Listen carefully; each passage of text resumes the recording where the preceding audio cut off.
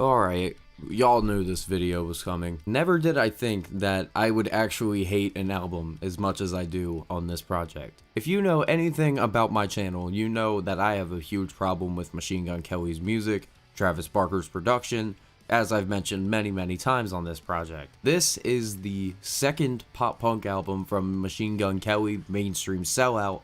This album is fucking terrible, and I want to explain why this is the worst album of 2022 so far for me. First off, since MGK's Tickets to My Downfall album with his change from hip-hop into pop-punk was a change that I will admit I was kinda interested in seeing at first because I thought maybe MGK could have some songwriting chops, and with his numerous features with rock bands such as Papa Roach and Sleeping with Sirens, we thought we could hear a brand new MGK.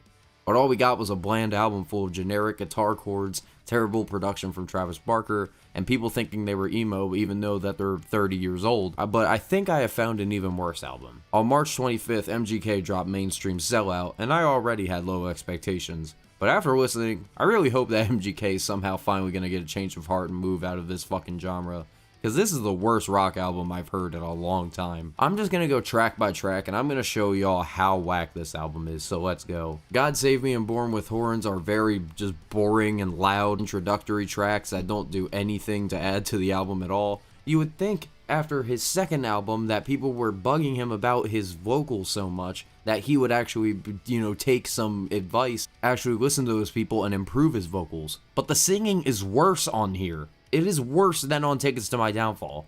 God Save Me is a song that I absolutely fucking hate. He can't rhyme a fucking basic rhyme scheme and just has so many corporate buzzwords and keywords to try to tap into the r/I'm 14 and this is deep subreddit. Even reading it, it just does not seem like a natural lyric. Maybe it was a song that I was kind of torn on the first part that I listened to it. The auto-tune is terrible on his dung beetle ass voice on this fucking track. Oli Sykes is the only saving grace for his performance, but it gets ruined once they start singing together, as MGK's voice does not have as much versatility as Oli Sykes, so it just sounds so uneven. And not to mention, he can't fucking sing. And never have I felt less interested in a Bring the Horizon scream until this song. I still love Bring the Horizon, but I just hope that Oli got paid well. Drug dealing girl, drug dealing girl. What is his vocals, dude? Like, I don't understand how people can actually listen to him and assume that he is a great artist and performer.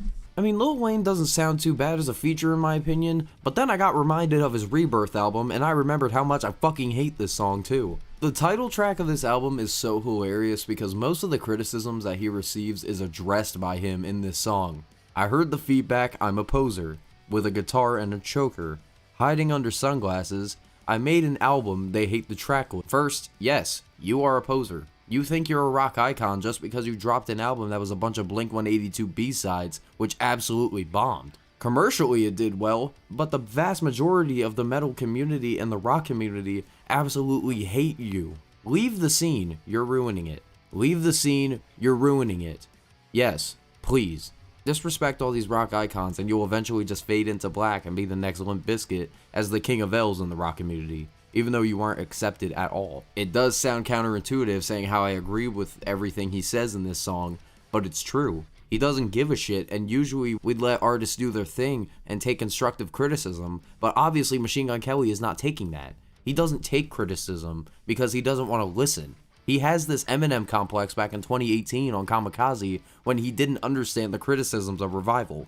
It's kind of funny how MGK and Eminem are going down completely different career paths and still ending up in the same place. And the use of the word ephemeral is so forced as well, and also like it doesn't rhyme with the next line either, so I guess it was on his word a day big boy calendar or something. Does he even play guitar? Yes, he plays guitar. Does he play it good? Fuck no. And then the song Make Up Sex, I mean, it's a Black Bear collaboration, but at least Concert for Aliens was a good collaboration because this song is fucking bad. And a song that I have been wanting to talk about for a while, Emo Girl. I have been waiting to talk about this song because anyone who knows me in real life knows how much I despise this track. This song sounds like every sad boy on the internet who wants a big titty goth girlfriend. And this is the most corporately wrote song I've heard in a while. Like, it literally just sounds like MGK just Googled, what do emo girls wear? Oh yeah, let's make that the first verse. She's got the makeup by the mirror in her bedroom, thigh-high fishnets and some black boots, nose pierced with the cigarette perfume, half dead but she still looks so cute. She's a monster in disguise. She knows all the words to the trap songs, takes pics with a cherry lipstick, says she only dates guys with a big Baba Booey. And see, like, you can clearly tell by these lyrics that nothing barely even rhymes. Like, he tries to rhyme disguise with songs. He tried to rhyme room with boots, perfume with cute. Like, what happened to the lyricism that MGK used to show on his older rap albums? Then we hear one of the worst sung choruses I've heard all this year.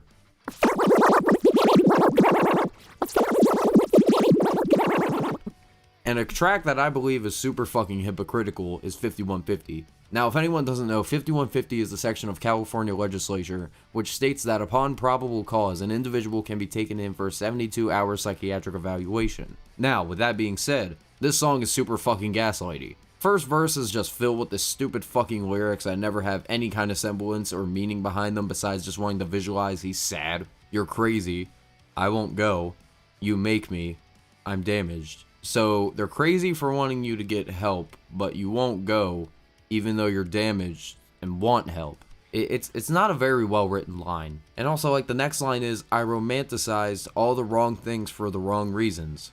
Yes, and he's been doing that throughout this album and on Tickets to My Downfall as well. You romanticize drug use as a capable meaning for staying in love on several songs you've released. Like Drug Dealer on this same album. Like, how is he so unaware and yet so aware of how shitty of an artist he really is? And also, like, almost none of the lyrics in this song have any kind of flow or melody. It's very repeat a line and then replace the last one or two words to make it rhyme. As I type this script out, I'm tired of hearing these same drum lines and overcompressed vocals and guitars that were already on his last album. So obviously, the production hasn't changed shit either. And then a song that actually had to get remixed, apparently, because Paper Cuts is a song that I absolutely despise because of the fake-ass angst and really dumb video, even by Lyrical Lemonade standards. And there's nothing much that really changes about this edit, except that there's an added rap verse at the end. And let's just say, I will always bring up the fact that I thought MGK was a better rapper than he is a rock singer, and even then, he's not really that good at that either. But the humming in the chorus, which just sounds like a terrible Nirvana cover band, and not to mention how at the end of the verse he says that this song is to his dead father, but like nothing in the verse that mentioned anything about his dad. I mean, the lyrics say stuff about you bleaching your hair, having a kid, smoke the blunt, you're a punk, the world fucking sucks. Like, no, it's not. Like, you just added a verse to add sympathy. Also, not to mention the whole delivery is almost the exact same as Live Fast Die Young off of his Binge EP, and just shows more unoriginality that MGK presents. And not to mention these lines. Y'all said that I switched genres, I saw the limit and took it farther. I'm a genius, could have made Donda. And no, you are not a genius. We've seen your interviews and we know how you talk, and we've seen your tweets as well. You're not a very intelligent individual. I really think MGK is a moron, because he even does a sequel to one of his worst songs he's ever released, World War IV. I hated World War III on Tickets to My Downfall, but I hate this one even more. When he tries to address all the artists criticizing him, he just basically says fuck you as a comeback. Wow, you really got him there. And not to mention how he literally tells his impressionable audience, your teachers are full of shit, you don't need to go to school, life's gonna kick your ass anyways. That is the actual lyrics. That is the actual lyrics to this fucking song. Like, he's preaching a terrible message to his fan base and his impressionable audience, and this is just such a bad lyric in general. Like, I don't understand how people can actually agree and like this man's music because of his terrible ass messages that he keeps pushing. A is basically Drug Dealer in structure, but it just annoys me to no end as well. MGK and Ian Dior, in my opinion, they have never made a good collaboration. In the many times that I've had to hear them share the same microphone, and this was when I realized that MGK's formula for his albums is just filler and filler with subpar features by the same artists that he's collaborated already with the past or is currently going on tour with. And here's the word of the day for y'all, nepotism. Because on Die in California, we have Landon Barker, Travis Barker's son. Take Travis Barker's son off of this album and stop allowing Travis Barker to take full control of these albums that have been being pushed out. Landon Barker cannot sing at all. No sense of rhythm or melody. Like, honestly, it could have been any emo guy with a guitar, and I would have not give a single fuck about who was singing the chorus at all. The only things I kind of enjoy is the feature from Gunna and Young Thug, who surprisingly fit this beat well, but it's almost like two separate songs. Like, there's no connection between Landon Barker and MGK, who sound so different from Gunna and Thug. It's like they based it around the feature and just said fuck it and went for a D tier verse from MGK